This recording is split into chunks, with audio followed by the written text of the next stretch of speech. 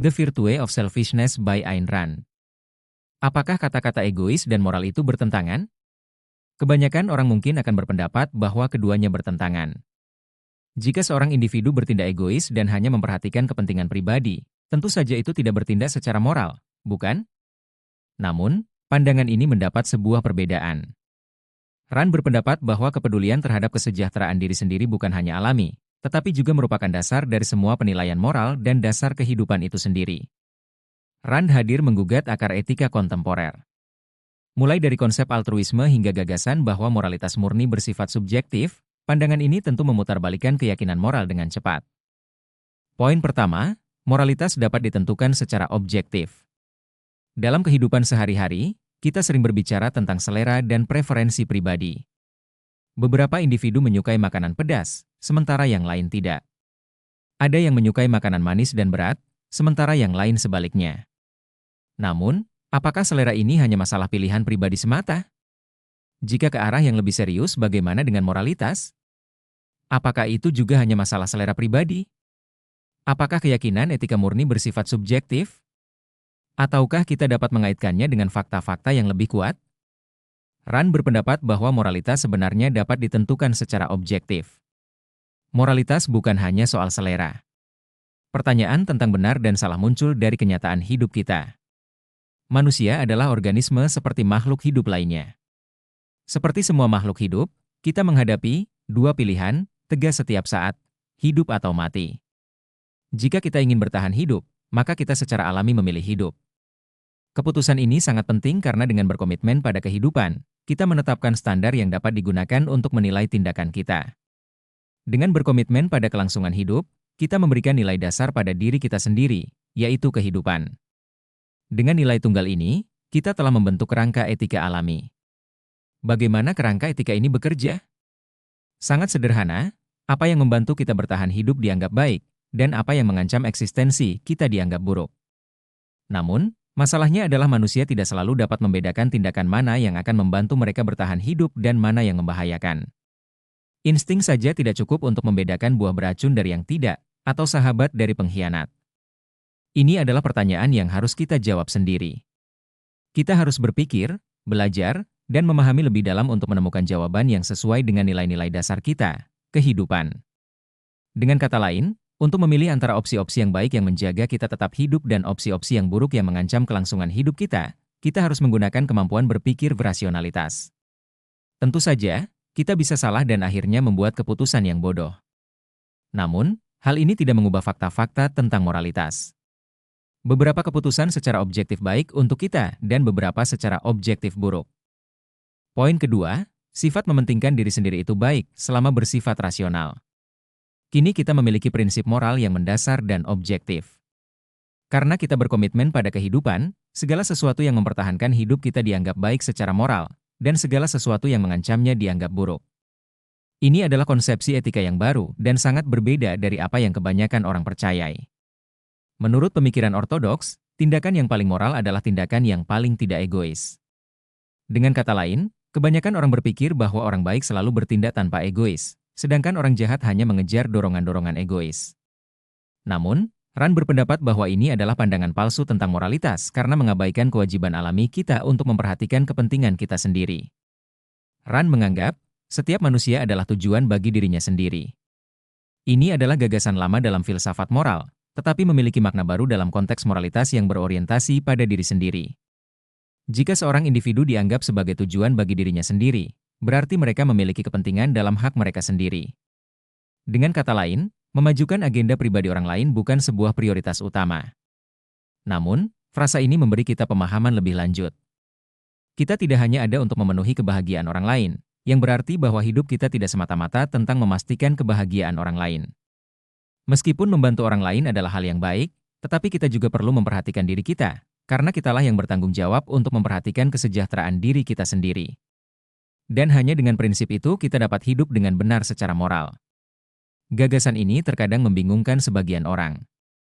Jika mengikuti kepentingan pribadi adalah tindakan moral, apakah itu berarti segala sesuatu yang menyenangkan seorang individu adalah baik secara moral?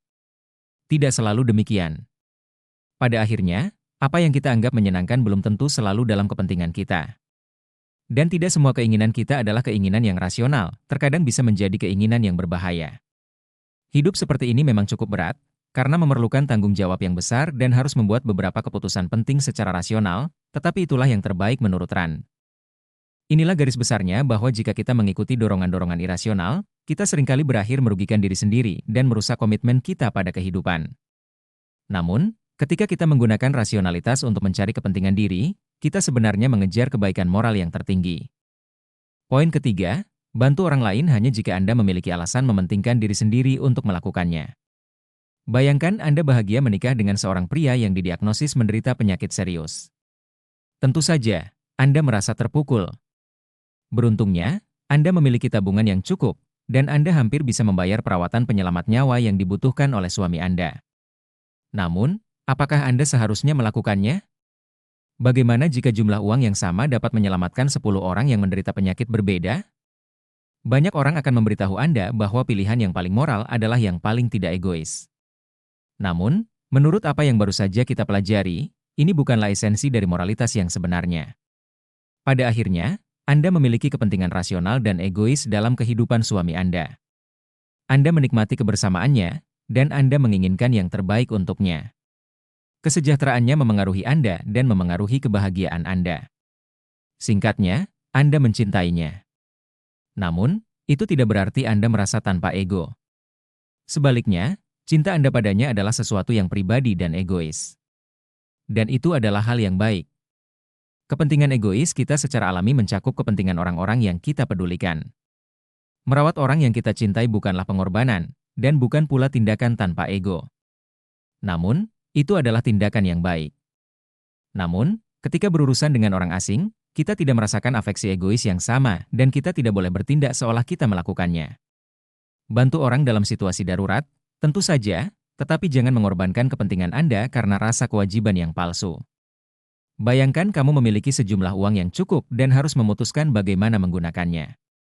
Di satu sisi, kamu bisa menggunakan uang itu untuk membeli gadget terbaru yang kamu idamkan. Di sisi lain, uang yang sama bisa digunakan untuk membantu 10 temanmu yang sedang mengalami kesulitan keuangan. Sekarang, pertanyaannya adalah, apakah tindakan yang paling moral? Banyak orang mungkin akan berpendapat bahwa membantu teman adalah pilihan yang paling baik. Namun, mari kita lihat dari sudut pandang moralitas yang lebih mendalam.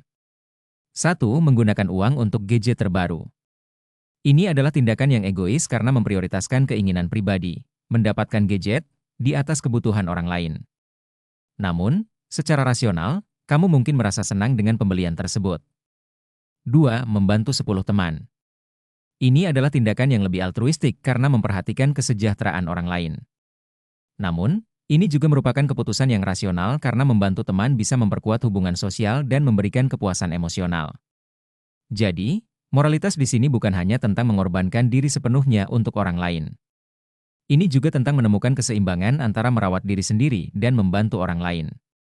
Kita perlu mempertimbangkan dengan bijaksana dan bertindak sesuai dengan nilai-nilai yang kita yakini.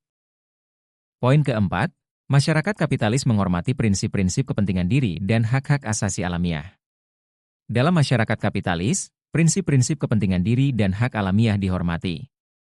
Sejauh ini, kita telah melihat kebaikan egoisme pada tingkat pribadi. Namun, bagaimana dengan skala yang lebih luas?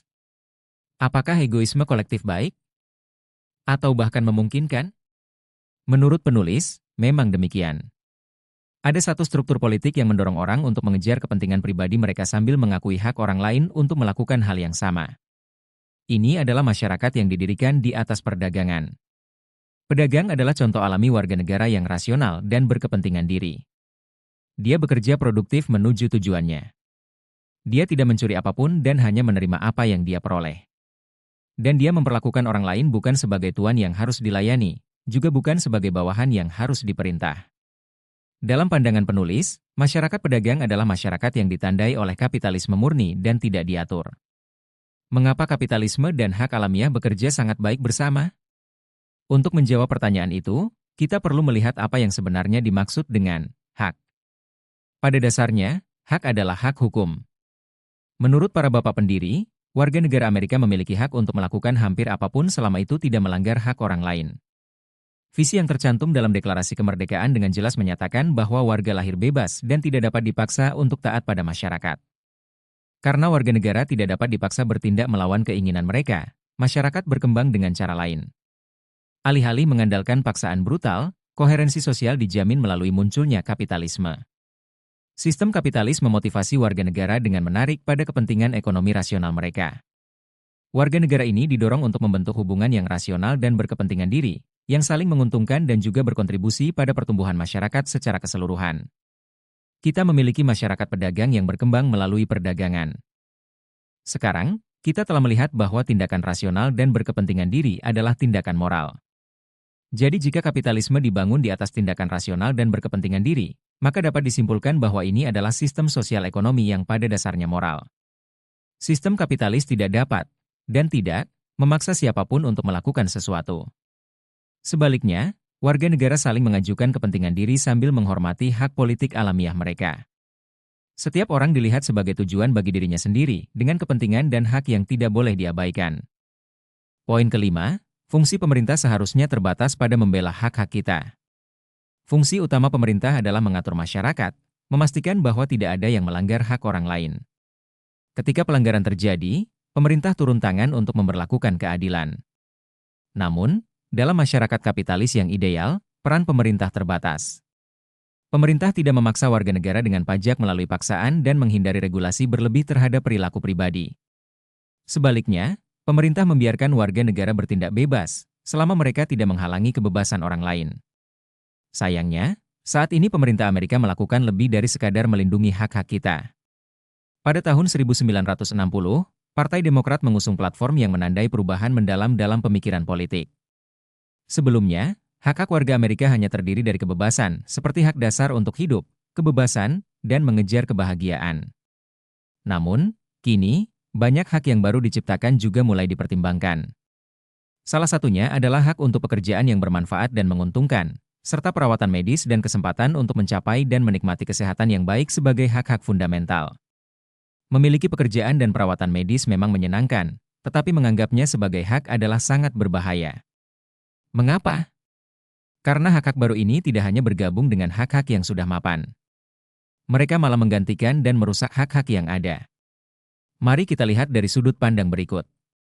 Memberikan perawatan medis gratis kepada setiap warga negara berarti memungut pajak dari beberapa orang untuk mengeluarkan uang bagi orang lain. Namun, dalam sistem kapitalisme murni, setiap warga negara memiliki hak untuk menggunakan pendapatannya sesuai keinginannya. Lalu, apa yang terjadi pada hak itu ketika seorang warga negara dipaksa mensubsidi tagihan orang lain?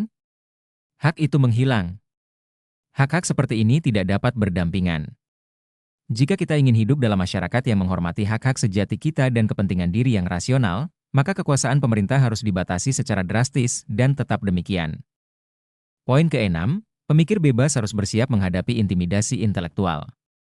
Memang tidak populer untuk memperjuangkan kapitalisme, dan membela kepentingan diri jarang membuat Anda memiliki banyak teman. Jadi jika Anda mencari pendapat berdasarkan popularitas, mungkin lebih baik melupakan semua yang telah Anda pelajari dalam ringkasan ini. Namun, bagaimana jika Anda menggantungkan prinsip-prinsip Anda pada sesuatu yang lebih mendasar? Bagaimana jika Anda memikirkannya secara mendalam dan menyimpulkan bahwa kepentingan diri sebenarnya adalah hal yang baik secara moral, dan bahwa kapitalisme adalah satu-satunya sistem ekonomi yang konsisten dengan hak politik yang nyata? Nah, bersiaplah untuk menghadapi banyak penentang. Jika Anda beruntung, lawan moral dan politik Anda akan mencoba mengalahkan Anda dalam argumen. Namun, lebih sering daripada tidak, mereka akan mengadopsi taktik yang lebih merugikan. Salah satu cara paling sederhana untuk menghindari terlibat dalam argumen adalah dengan mengabaikan lawan Anda sebagai orang yang tidak bermoral. Lebih efektif lagi adalah memberikan kesempatan kepada lawan Anda. Berpalinglah ke cara berpikir yang benar dan ortodoks, atau tunjukkan diri Anda sebagai orang yang kejam, tulus hati, atau benar-benar dan tak terampuni bodoh. Penulis menyebut taktik ini sebagai argumen dari intimidasi, meskipun ini bukanlah argumen sebenarnya, melainkan cara untuk merusak proses berargumen itu sendiri. Ini adalah upaya untuk menghindari analisis dan perdebatan sama sekali. Cara kerja argumen dari intimidasi mirip dengan kisah tentang pakaian baru sang kaisar. Dalam kisah itu, sekelompok penipu menjual pakaian yang sebenarnya tidak ada kepada kaisar dengan mengatakan bahwa hanya orang yang bermoral yang dapat melihat hasil kerja mereka. Sang kaisar, yang tidak bisa melihat apapun, terlalu takut untuk mengakuinya. Jadi dia membiarkan dirinya dibungkus dengan jubah barunya dan melanjutkan urusannya. Ketika publik melihat kaisar telanjang, mereka juga takut mengakui bahwa mereka tidak bisa melihat pakaian sang kaisar. Sebaliknya, mereka berusaha saling mengungguli dengan pujian yang berlebihan, hingga akhirnya seorang anak yang jujur berteriak bahwa sang kaisar benar-benar telanjang. Seseorang yang menggunakan argumen dari intimidasi berharap Anda akan terdesak untuk setuju, seperti halnya publik yang pengecut dalam kisah tersebut. Menantang pernyataan mereka, mereka mengisyaratkan bahwa Anda akan terlihat sebagai orang yang tidak bermoral yang tidak dapat melihat kain ajaib yang dilihat semua orang. Jika Anda menemukan diri Anda dalam situasi seperti ini, tanggapilah dengan kejujuran seorang anak yang tunggal. Keyakinan moral dan komitmen untuk mengejar kebenaran daripada persetujuan adalah satu-satunya senjata melawan intimidasi semacam ini. Kesimpulan. Dalam buku ini kita bisa mengetahui bahwa moralitas memiliki landasan yang objektif dan natural, mendorong kita untuk memperhatikan kepentingan diri sendiri. Ini bukan berarti kita boleh mengabaikan orang yang kita cintai atau bersikap buruk kepada orang asing. Namun, moralitas tidak mengharuskan kita mengorbankan kepentingan sendiri semata-mata karena kewajiban menolong orang lain. Selain itu, beberapa sistem politik lebih kondusif terhadap moralitas manusia dibandingkan yang lain. Sistem yang paling ideal adalah masyarakat bebas dengan sistem kapitalis. Dalam sistem ini, individu memiliki kesempatan mengejar cita-cita dan memenuhi kebutuhan pribadinya. Bersamaan dengan itu, mereka juga bisa membantu orang lain tanpa harus mengorbankan diri secara berlebihan. Dengan demikian, moralitas dan kepentingan diri sendiri dapat berjalan beriringan dengan dukungan sistem yang tepat.